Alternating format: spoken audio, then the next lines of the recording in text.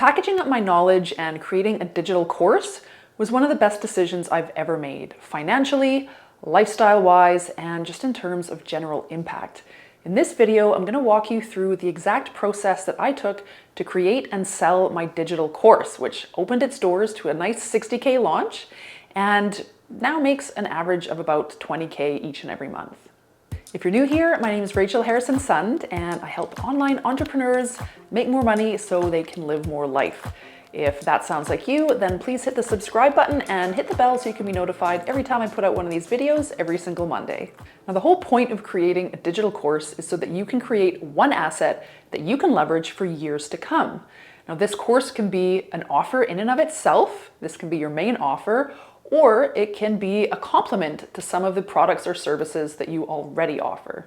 There are many ways to build and launch a course, but for me, I focused on audience building, organic marketing, and launching with live webinars. Now again, there's more than one way to do this whole process, but this is what worked for me. Now the first thing I did was I decided on my niche. So I kind of already had this in mind. I had learned how to create and sell journals and planners and notebooks and more on the Kindle Direct publishing platform. And if you've been watching my channel for a while, I'm sure you've heard me say that a million times by now. But that's what I was doing before my digital course business. And I had enough people asking me how to do that that I decided, hey, this is a business in and of itself. So that was my niche. Now, if you are starting completely from scratch, meaning you've got no blog, you've got no website, you don't have an audience yet, you're gonna have to figure out what that broad niche is. So you don't have to have your course topic picked out just yet, but you've got to have that broad field of interest that you've decided that you can, you've got some value to offer. And remember, you don't have to be an expert in whatever this topic of interest is. You just need to know a little bit more than the average person. If you know a little bit more than everyone else out there, you have got some value to offer. Now, if you're a little bit iffy right now, you don't exactly know what your niche is, I want you to go down to the description below and click on the free download button there. There is a link to a PDF worksheet called What's Your Thing?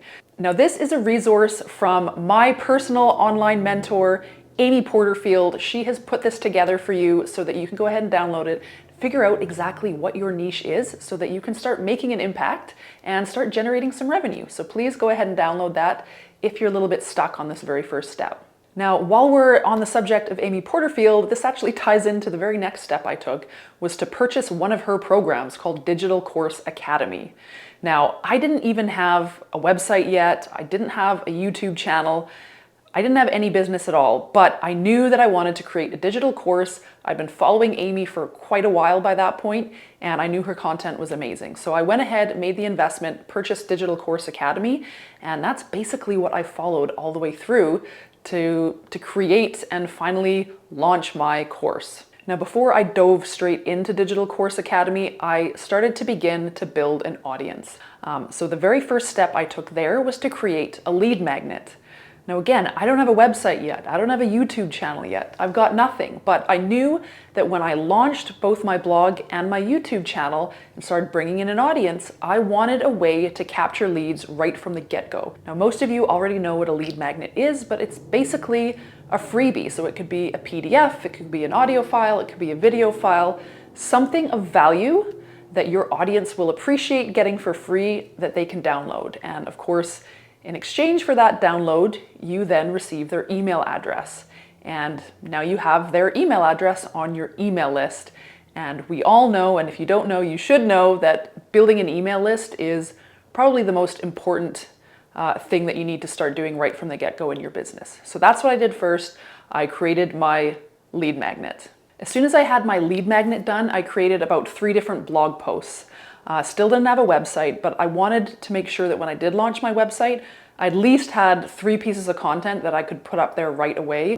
People probably weren't going to land on my website immediately, but I just figured if anyone did, it would probably be better if I had more than 1 piece of content. So I went ahead and I wrote probably, I think, about 3 blog posts.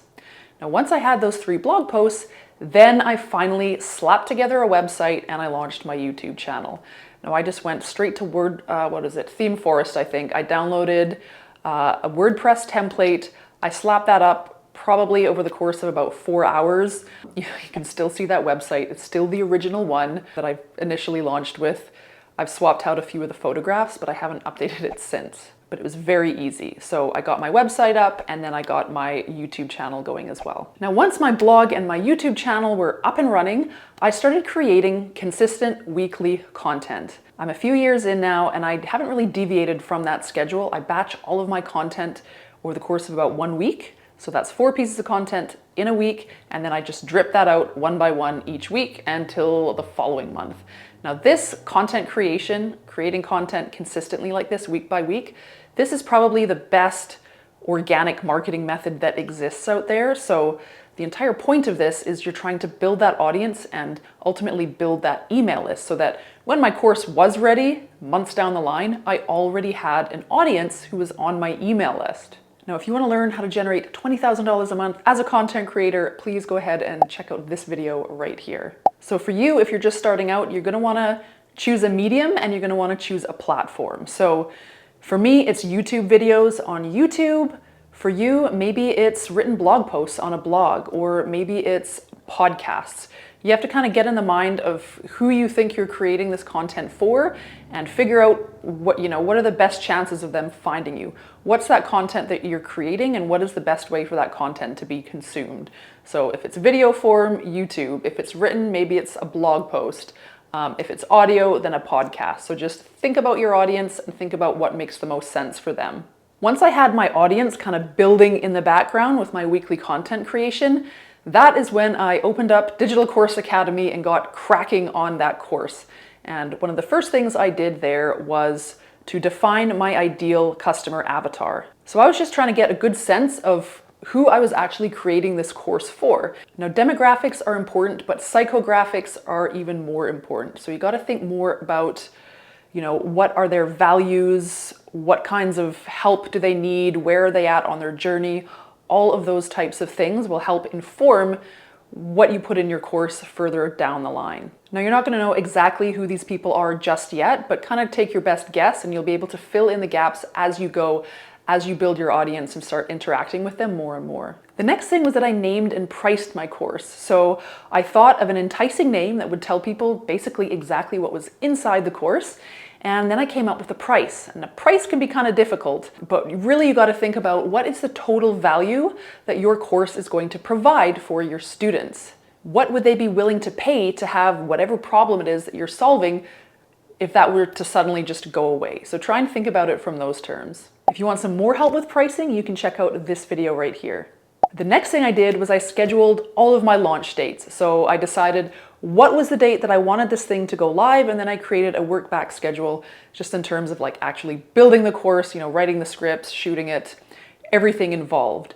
Now this doesn't have to be set in stone, and it's a good thing it doesn't, because I had to shift my dates probably 3 or 4 times. Originally I had wanted to have the entire course finished and launched within a 12-week period. It actually took 9 months. That's totally fine. You can shift the dates if you want, but the whole idea here is that putting it in the calendar really does make it real. Deadlines really help to keep you focused and moving forward. So I think that's the main takeaway from, mapping out your entire launch plan with dates, is to just keep yourself focused and moving forward. And just remember, they're not set in stone. You can move them if you have to. The next thing I did was I validated my course idea. So I'd come up with my course topic, I'd done all this legwork. Now I needed to find out, is this actually a really good idea or not? So what I did was I set up Zoom calls with members of my audience. I had a few people on my email list by this point. I reached out to them and I just asked them, hey, can you get on a 20-minute Zoom call with me? And I just got some information from them. I asked them, where were they on their journey for low content publishing? What specific areas did they need the most help with? And this really helped me to determine, what the information was that I should include. And it just validated that this was a good idea and people would be interested in this program. Now, if you need some help validating your idea for whatever it is, you can check out this video right here and that will be helpful. Now, another way you can validate your idea is to pre-sell your course. So you're basically just putting it out there saying, hey, this is a course I'm interested in making, attaching a price tag to it, usually at, half price or whatever you want to do. You wouldn't want to offer it at the full price, but if people are willing to pay for it before the course has even been created, there's no bigger validation than that, right? Is that exchange of money for whatever your idea is. So that is something that I'll probably experiment with next time. I didn't do it this time, but I definitely think I'll try it out for the next go. So the next step was I outlined my course. So I just did kind of a general outline. And to get that, I kind of just thought about what are the results that my students want to get out of this course, and what exact information do they need in order to get that result. And then from there, I kind of just laid out a step-by-step process. So I had my general outline, then I filled it all in, basically just created all of the scripts, all of the information was there. I created decks in PowerPoint, and then that part of the course was basically finished. The next thing I did was I wrote all the copy out for my sales page, and then after that, I created my webinar presentation. So my webinar was a bunch of valuable free content, and then probably about 2/3, 3/4 of the way through, that's when I introduced my sales pitch. Once that was done, I got down to writing all of my email sequences. There were a ton of emails that I wrote, and I kind of wrote them all in one go over the course of a few days. I had email invitations to my webinar. I had a post-webinar sequence that I would send people that attended my webinar but did not purchase the course on the webinar. And then I also created a series of new customer onboarding emails as well. After the emails were done, that is when I got into my closet and grabbed my Blue Yeti Nano microphone and I recorded all of my course. So I was stuffed into my closet probably for at least an entire week. It just had the best sound in the house, but super uncomfortable, but worth it in the end, I think. And as each module was finished, I would send that to a small group of beta testers that I had. So I had, I think, about 6 or 7 beta testers. And like I just said, every time I had finished recording a module, I would send that to the beta testers. They would go through it and then give me any feedback, and I could make any tweaks if I needed to. Now, one thing I will say about the beta testers, it's really a good idea to, and I think this is what I would do next time, is I would roll it into my pre-sale strategy. What I found with the beta testers who were taking the course for free, because they didn't have any skin in the game, so to speak, they didn't always follow through. So out of those like 6 or 7 beta testers that I had, I think maybe only about 4 of them actually completed the entire course. So I think this would have been prevented if I had instead rolled this into a pre-sale strategy so they'd actually paid to be beta testers. So that's just something to think about for yourself. Next, really the only thing left to do was to set up all of the tech. So I set up my sales pages, I set up the course platform, I used Kajabi, and I've been really impressed with that so far. I used Demio for my webinars, I like that as well. Deadline funnel, I set up a payment gateway, so I use Stripe and I use PayPal. There's probably a couple of other ones that I'm missing, but it was a lot of tech to set up. Most of it I kind of just did all in one shot. And then once that was all set up, that's it. I just hit send on those initial webinar invitation emails and I did my live launch. So the entire strategy for my live launch was send out webinar invitations to my email list. I also posted it in my Facebook groups and on my Instagram. Those people that were interested would attend my webinar, and some of them purchased the course on the webinar. The ones that didn't were sent follow-up emails to encourage them to purchase. Some of those did, some of those did not. And afterward, once they were inside my course, then they got the follow-up emails. And even people that registered for my webinar but just didn't attend, they got a follow-up set of emails as well. So that way I was able to get even more sales, even from people that didn't even attend my webinar. So that's something that really worked for me as well. Now, one thing I will say is that live webinars, if you've never done them before, can be extremely scary, especially if you're an introvert or someone that generally doesn't enjoy being in the spotlight or doesn't enjoy public speaking. This was actually really, really difficult for me. Leading up to that first live launch, I honestly was a total mess, but it was well worth it in the end. And now that I've done it a few times, even though I still get nervous to do live webinars, I definitely feel a lot more confident now that I've been able to pull it off a couple of times. The next thing I did was a post-launch debrief. So this is where I looked at all the facts and figures. I looked at what worked and what didn't work. How many people did I send these invitations to? How many people attended the webinar? What was my conversion rate? These were all really important things to know moving forward into the next launch, so I could tweak anything that really wasn't working very well or double down on the things that were. So If you're doing a launch yourself, very important afterwards to have that debrief and go over all the facts and figures and figure out what worked and what didn't, so that you can learn those lessons and bring them with you into the next launch.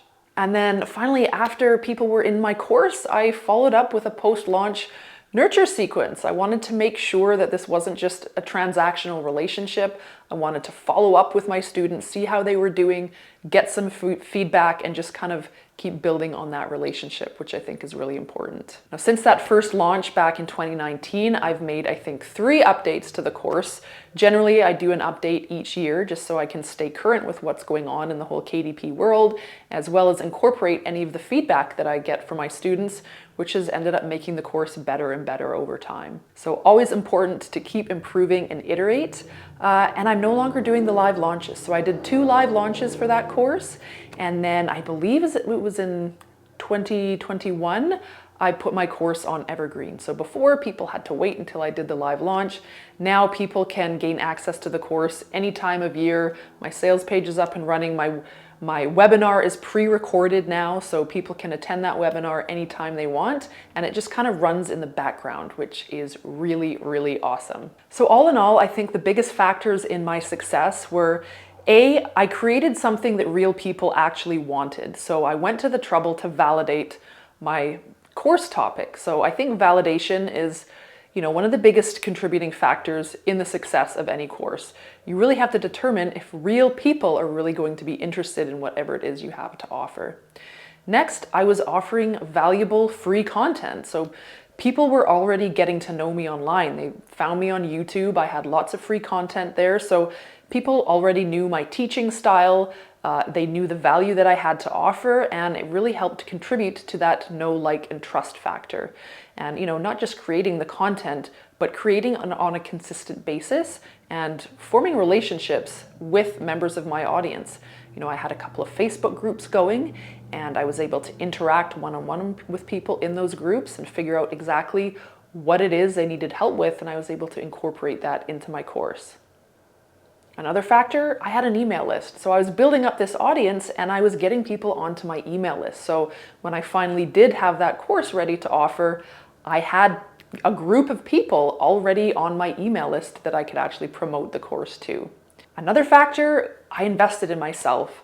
I took a chance on Amy's Digital Course Academy, which was a pretty big investment at the time. I don't think I'd ever paid, I think it was probably a couple of $1,000s, when it was converted into Canadian dollars, which, that's a fair-sized investment. But I knew I'd been following Amy for probably a couple of years. I knew the quality of her content, so I was pretty sure it was going to be a high-quality program. It really was, and honestly, I wouldn't have been able to do all of this without Amy's course. Or if I did, at least, it probably would have taken me 10 times longer, and I probably would have gotten 10 times less the results if I had just tried to figure it all out on my own. So was it tons of work? Yes, absolutely, but it was definitely well worth it.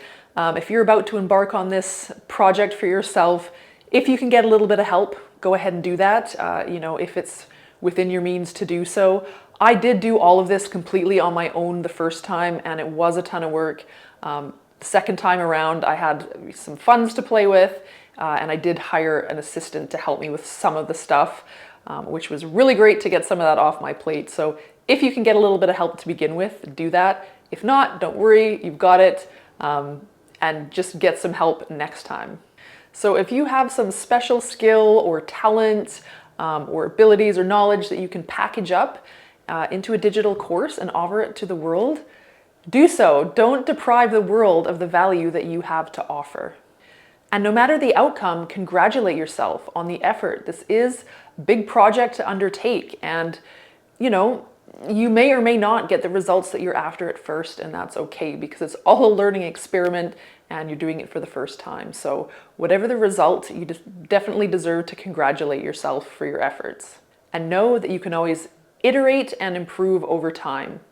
And like I mentioned at the top, if you're still struggling a little bit with what your course topic could be, then go ahead and download Amy's free guide that she's put together for you, the worksheet, What is Your Thing? That's going to help you really zero in on, what your different what your unique skills and abilities are that you have to offer, and hopefully monetize and create an impact in the world. You can also join my free Facebook group, Rachel's Sandbox. This is a growing community of like-minded online business entrepreneurs.